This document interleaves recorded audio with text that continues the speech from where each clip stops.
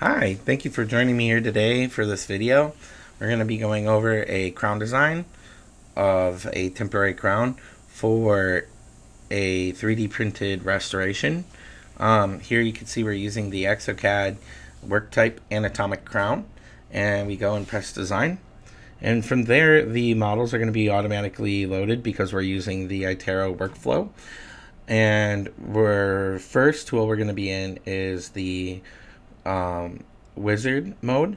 So you can see I've exited to the expert mode, and the tools are located at the bottom. Over here you see we have the ability to turn up and down the opacity and transparency of the models, and we can turn them individually on or off. We can click on these individual buttons and activate the tools.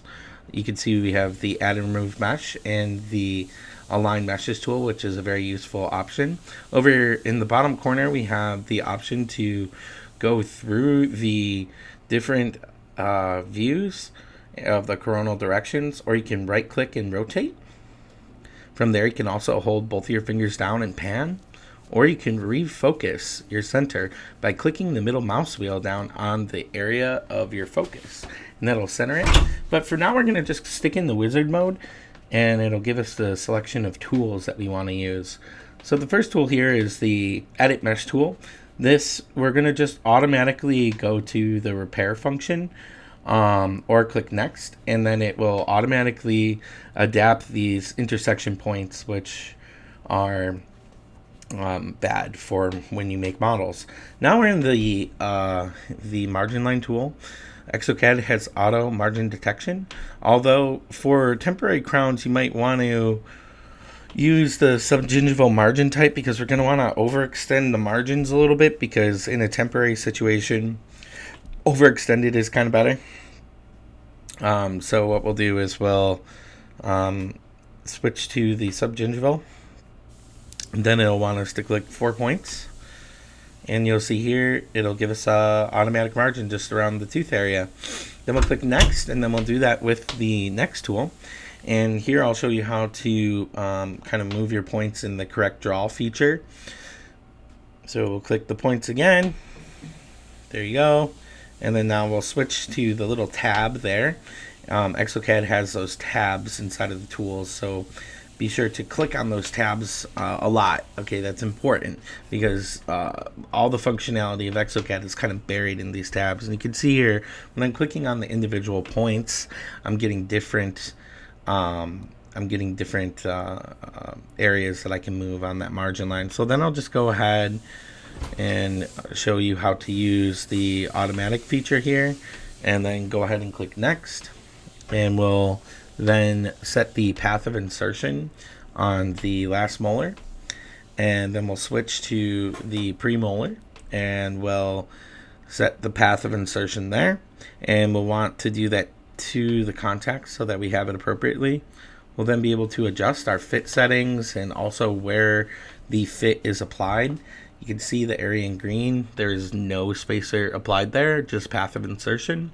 And then we'll be able to change the crown border settings. You see as I dial this in and out, there's a little key in the bottom left there that'll show you the areas that it moves.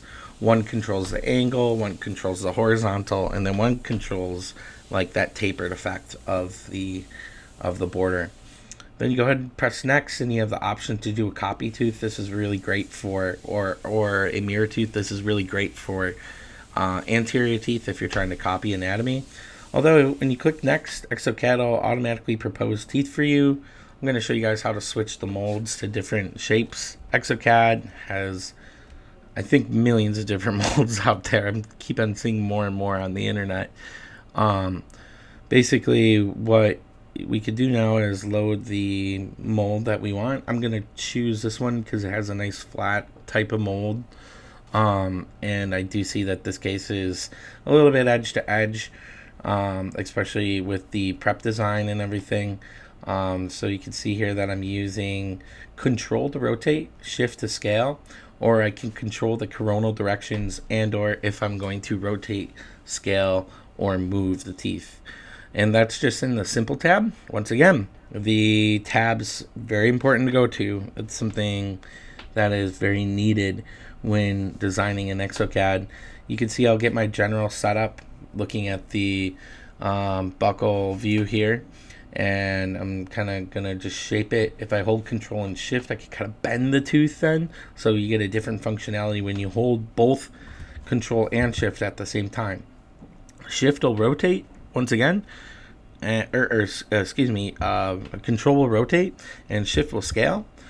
You see here I'm going to go into the advanced functionality, and it's going to automatically adapt my occlusion and the minimal thickness on the occlusion to give me a better result and a more aesthetic result. I'm also going to go to flatten the mold in this case because it's kind of that edge-to-edge style setup. And this is truly why exocad is a great design software, because it allows you to kind of shape the tooth with inside the clinical indication of what's going to really need to be done to get the appropriate prosthetic designed. I hate that little how it's going down like that. So I'm gonna go back and fix that later in the next tool. And I think that's important to note too, that your design doesn't have to be 100% in this step, but you really do have to get the placement 100%. So if there's some sort of like leaning or weird edge or something like that, you're gonna want to do that in the next step. What I'm doing here is I'm holding control and shift, and I'm able to control the axial directions of the tooth and the different coronal directions. I then press next, and you see that it adapts it right to the margin, and from there we can smooth our design. If I hold shift, it's kind of like puts it on blast, and it really goes at the smoothness, and it flattens it actually. Then I'm going to cut my interproximals with that, make sure that check mark is selected there to block out neighboring intersections. It'll make sure that your path of insertion is accounted for, and then basically we have a design. At that point, this design, a little more simple, didn't really require a lot of editing and stuff like that. But what we see here is kind of heavy occlusion, and you're going to want to have your restorations out of occlusion. So you could do this in the cut step, but I find that I get better anatomy if I do it this way. I turn on the proximity color map, and then I just paint it. Basically, I paint by numbers, right, or paint by colors, and it looks a lot better when you do it this way. It looks more natural. You get the most anatomy out of your tooth. And that's basically your design, and it saves it out automatically for you. All right, that's it. Thanks.